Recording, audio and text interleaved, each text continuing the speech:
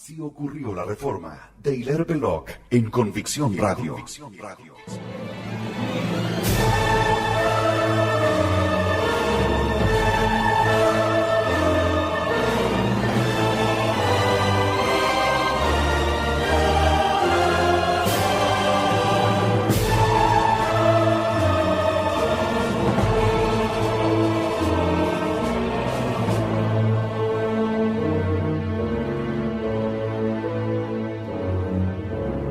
La reforma fue un levantamiento de los ricos contra los pobres. Esta máxima quizás sea lo que mejor resume la importante crónica contenida en este programa, que describe la fenomenología de la reforma de Lutero, Calvino y Enrique VIII, el comienzo del capitalismo y la legalización de la usura, considerada cada vez más como legítima, natural y hasta beneficiosa.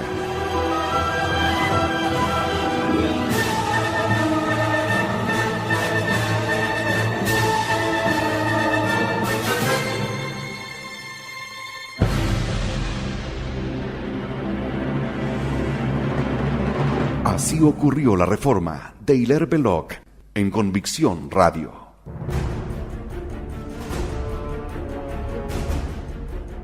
Capítulo 2. Advenimiento del desastre. Tercera parte.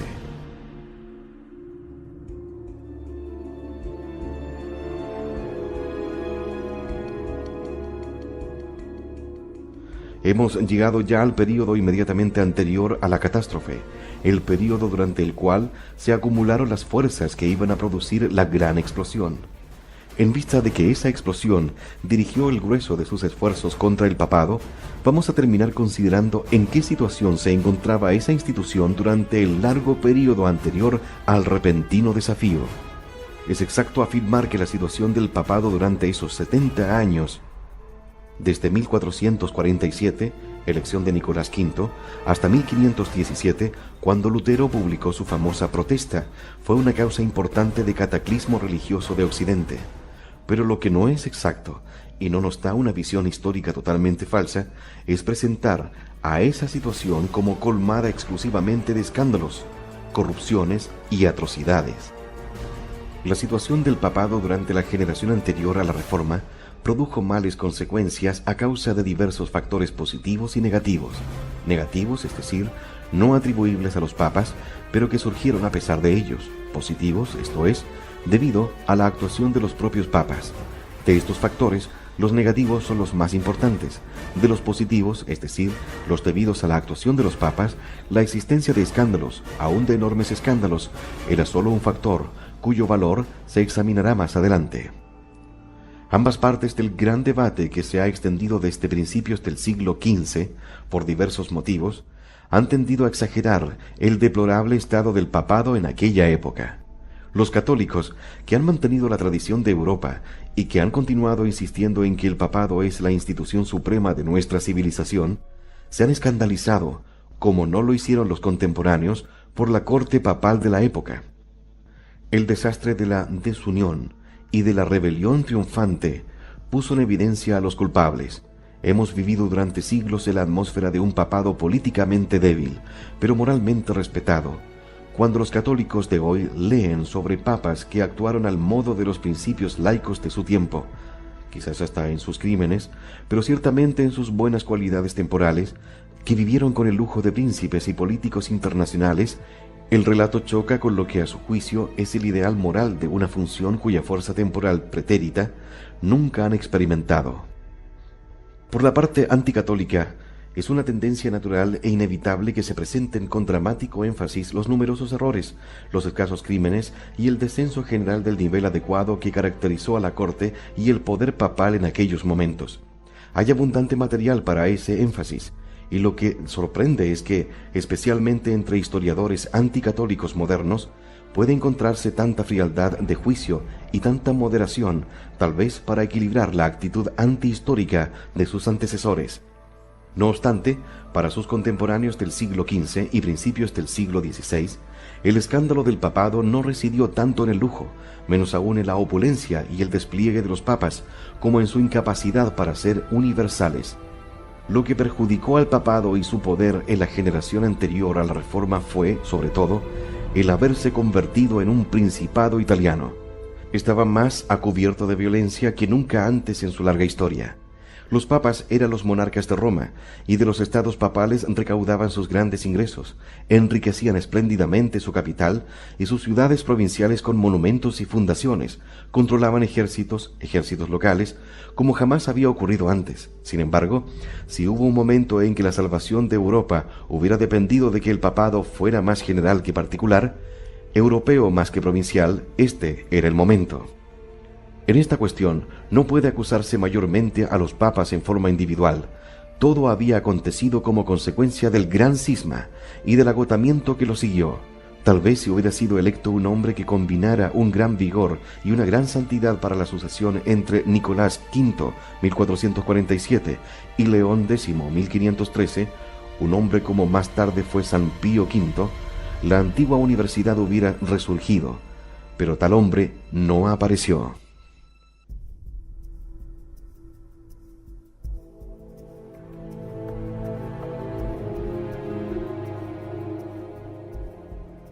Examinemos más minuciosamente la cuestión. En esta serie hay 10 papas. Uno de ellos, Pío III, fue un fantasma que hizo una aparición de solo 26 días. Cuentan los otros 9. De esos 9 debemos tener un concepto claro, libre de leyendas. Nicolás V, el primero de los papas indiscutidos, no perseguidos y absolutamente monárquicos, fue tan sabio y culto como piadoso. El siguiente, Calixto III, un español, fue un hombre muy mortificado y lleno como individuo del espíritu católico. Ambos ascendieron al trono en la edad madura, uno a los 40 y el otro a los 67 años. Pío II, pese a la tacha de una juventud liviana e irresponsable, durante la cual le nacieron hijos ilegítimos, llegó a una madurez recta y fue uno de los grandes eruditos de la historia. Enaes Silvio fue elegido cuando su carácter era ya maduro y equilibrado. Tenía 53 años y fue muy respetado. Trabajó intensamente para unir a Europa contra los conquistadores turcos. Su sucesor, Pablo II, era mundano, pero mientras fue papa no dio mayor causa moral de queja. Su sucesor, Sixto IV, hombre de origen pobre, no actuó en política más que cualquier otro príncipe de la época, pero su actuación fue completamente mundana, y su reinado fue la ocasión del primer escándalo grave, la conspiración de su sobrino, el cardenal Riario, contra Florencia. Inocencio VIII, que vino a continuación, estaba en peor situación a causa de la presencia de su familia ilegítima, nacida antes de que recibiera las órdenes, pero a la cual patrocinaba y consideraba en cierto modo como algo natural. Finalmente, en 1492, cuando los hombres que iban a alcanzar la madurez al estallar la Reforma tenían ya edad suficiente para recibir las perdurables impresiones de la juventud, fue coronado Alejandro VI, y su reinado, 1492 al 1503, causó todo género de perjuicios. La erudición moderna ha moderado un tanto las más monstruosas de las leyendas que alguna vez rodearon su nombre, pero las tentativas modernas por excusarlo han fracasado. Su carrera, aunque hubiera sido de un noble italiano laico de la época, habría escandalizado a los narradores. En un papa fue trágico, pero aún así conviene tener presente lo mucho que hay en su favor. Pese a que fue electo a causa de su fortuna y probablemente por medio del soborno, por escasamente los 2/3 requeridos, alcanzados por un voto, el suyo, era no obstante un excelente candidato desde el punto de vista político. Había sido canciller y administrador de los estados papales durante 30 años. Era de primera línea como gobernador político de la ciudad de Roma. Había favorecido al comercio al proteger a los judíos, de quienes era una especie de patrocinador. Administraba justicia con vigor. Se ocupó laboriosamente de los detalles administrativos, y los peores aspectos de su reinado fueron las acciones de su abominable hijo ilegítimo, César, que no tenía otra virtud que el coraje.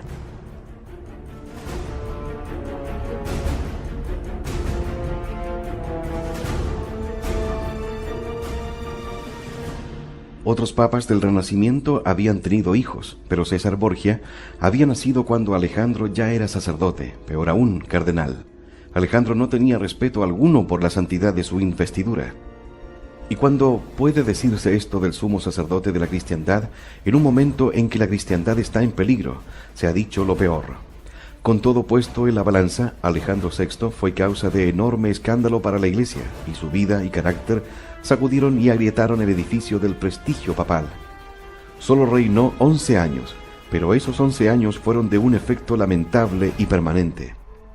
Todavía se hace sentir, sin embargo, el escándalo no tuvo un efecto tan pernicioso en el debilitamiento de la investidura de la que Alejandro había abusado en esa forma, como el carácter simplemente dinástico de todo ello. Murió antes de que se desatara la borrasca. Su sucesor, Julio II, hombre de 60 años, no fue causa de escándalos, sino un guerrero decidido a imponer por las armas un programa político que incluía la liberación de Italia de la influencia francesa. También murió antes de estallar la tormenta. Por su parte, León X, su sucesor, que era también mundano, magnífico, hijo del soberano de Florencia, fue activo inspirador del gran arte y hombre tan generoso como culto, y fue ciertamente del tipo que, en tiempos normales, podría haber fortalecido la Santa Sede.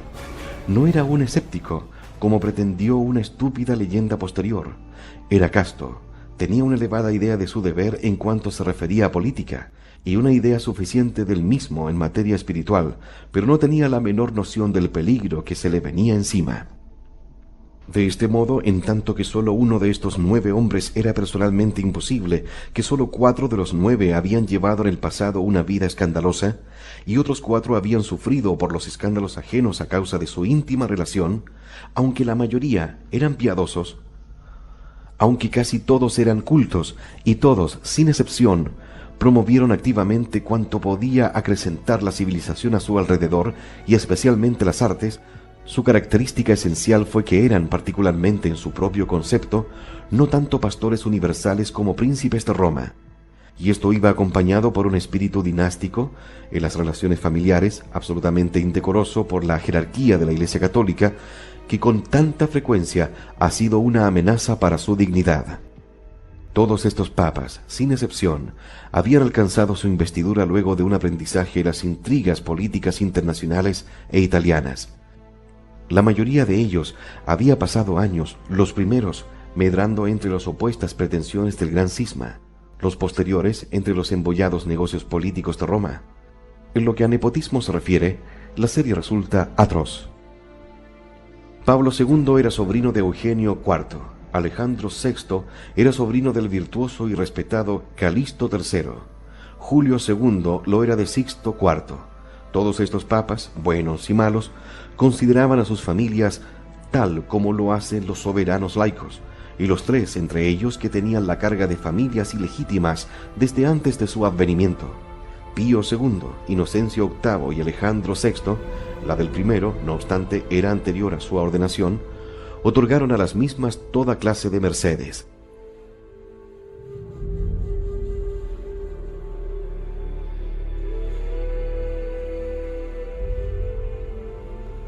Todos eran pluralistas y acumulaban las recaudaciones de muchas sedes y otros beneficios, mientras aquellos que favorecieron a sus parientes y jóvenes lo hicieron con una descarada acumulación de pluralidades.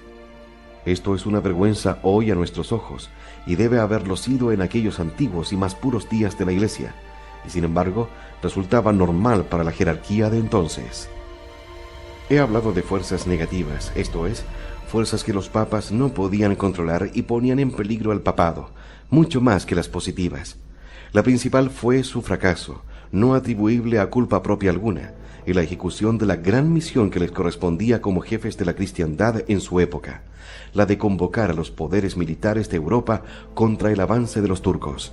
Afirmo que no fracasaron por culpa propia, era lo más importante que tenían que hacer, y lo hicieron con vigor. Mucho antes de la caída de Constantinopla, Nicolás V insistía con todas sus fuerzas en una cruzada. Los príncipes cristianos no quisieron escucharle. Su sucesor, Calixto III español, el primer Borgia, hizo lo mismo durante sus 3 breves años, pero nadie quería actuar. Pío II, que le seguía en orden, sacrificó su vida por la causa. En vista de que ningún príncipe laico se ponía en marcha, se puso él mismo a la cabeza de un ejército, pero murió al partir del puerto de Ancona. Pablo II, mundano como era, y a pesar de haber accedido al pontificado por ser sobrino de un papa, transcurrió sus 7 años insistiendo sobre la cruzada que nadie quería emprender. Sixto IV persistió en este incesante esfuerzo. Nadie le hizo caso. Inocencio VIII, a pesar de haber manchado su investidura al beneficiar a sus hijos ilegítimos, apremió ardientemente la cruzada, que era el más urgente de sus deberes. Durante su declinación temporaria y sus graves caídas espirituales, no fue por culpa del papado que la principal tarea externa que enfrentaba, salvar a nuestra civilización de un ataque armado, no tuviera éxito.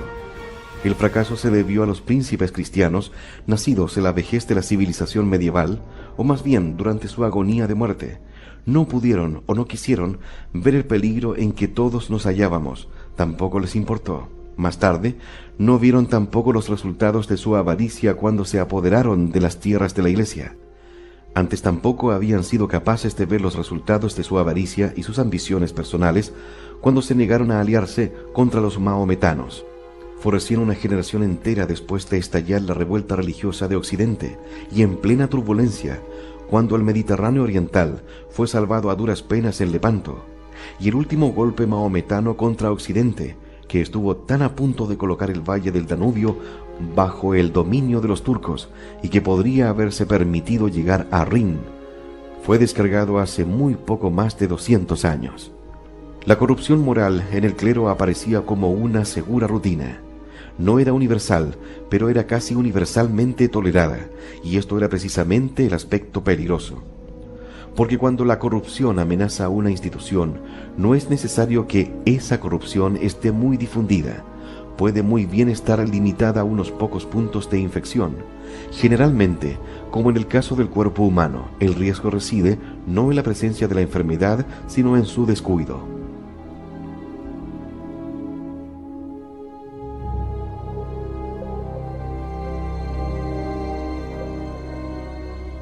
Si se leen obras contemporáneas anteriores al saqueo de la Iglesia, lo que posteriormente afirmaron sobre regulares y seculares quienes se habían dedicado a despojarlos, puede ser descartado por carecer de valor. Se hallará suficiente prueba de que el mal existía y era considerable, a pesar de manifestarse en puntos aislados. Para los hombres de aquella época, los rasgos peores eran probablemente el escándalo de las pluralidades y la excesiva mundanidad. Para los de nuestro tiempo, el desprecio del celibato y hasta de las reglas comunes de la moral sexual resultan las características peores, pero todas estas cosas tuvieron amplio efecto. Los laicos de fortuna se hallaban en condiciones mucho peores, en especial, como ya he dicho, en lo que atañe a su avaricia. Toda la historia de esta clase en Europa, en esta época de descubrimientos, expansión y gloria, se reduce a una historia de avaricia. No hubo nada que estos hombres dejaran de hacer en pos de la adquisición rápida y violenta de riquezas. Naturalmente, no padecían la enfermedad doctrinal de nuestra época. No consideraban sus vicios como virtudes y no llamaban heroica, como hacemos nosotros, a la apresurada usurpación de fortunas. En esta materia, su conocimiento del bien y del mal se mantenía íntegro, pero su práctica estaba en ruinas. Al mismo tiempo, los gobiernos civiles eran más poderosos que antes, y por añadidura, con los adelantos modernos el gobierno se iba tornando cada vez más oneroso. Bien al alcance de apetitos tan ávidos e inescrupulosos se hallaba la inmensa riqueza de la Iglesia, acumulada a través de rentas y derechos, muchos de ellos impopulares, aborrecidos algunos, que en su mayoría pesaban sobre el pueblo común. El ataque contra las posesiones de la Iglesia fue para los ricos una tentación irresistible. Pero el último factor, el odio a la fe, aunque numéricamente era el menor, era el más intenso y actuaba como una levadura que, una vez puesta en actividad, podía contaminar rápidamente a toda la sociedad. Debemos recordar que este odio ha estado siempre presente. La mayor parte de los católicos y todos los conversos saben bien que lo está en nuestros días, aunque el mundo exterior, el mundo que escribe nuestra historia oficial, no percibe la presencia de ese odio hasta que lo ve excitado por la oposición. Ese odio es natural e inevitable. Toda energía polariza, y la Iglesia Católica es la más poderosa fuente de energía sobre la tierra. Provoca un polo antagónico. Por lo demás, y en todas partes, la Iglesia está en disputa con el hombre tal como es, reprimiéndolo siempre, y entra una y otra vez en la vida de casi todos los hombres, en violento combate con su orgullo, su ambición o su deseo, por encima de todo, el derecho de la Iglesia a poseer una autoridad absoluta y un dominio universal resulta una provocación aún más poderosa. Eso enfurece. En realidad, en Europa, la fuerza de este odio estaba limitada a un número relativamente escaso de personas, antes de que se derrumbara la barrera defensiva de la organización eclesiástica, pero se hallaba potencialmente presente en un gran número, y los acontecimientos demostraron que podía propagarse como un incendio a través de comarcas enteras. Verdaderamente, el rasgo más llamativo de las palabras y los hechos que siguieron a la catástrofe fue esta intensa, a veces insana, pasión contra la fe.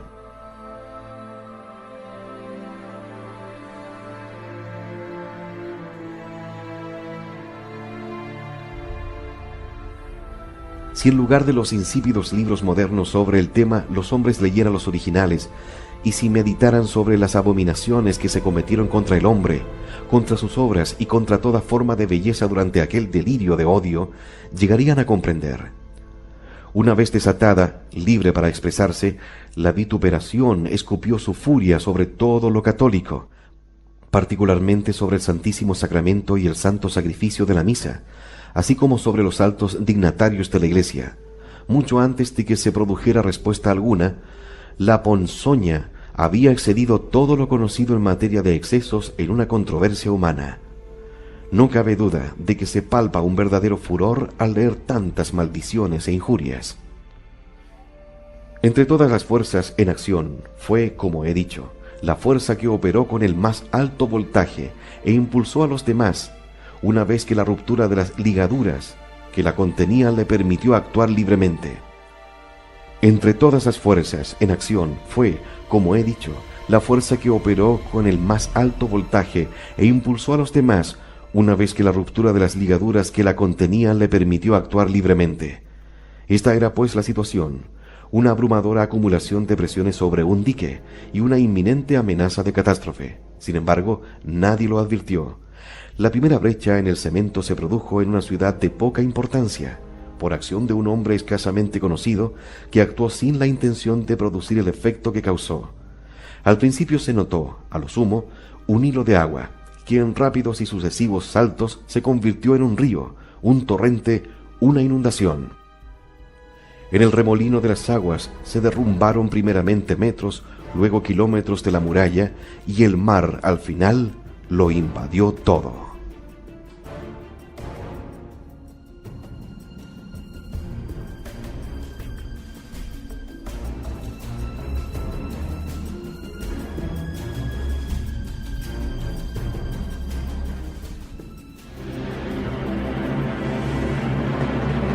Así ocurrió la Reforma de Hilaire Belloc en Convicción Radio. Siempre por la verdad.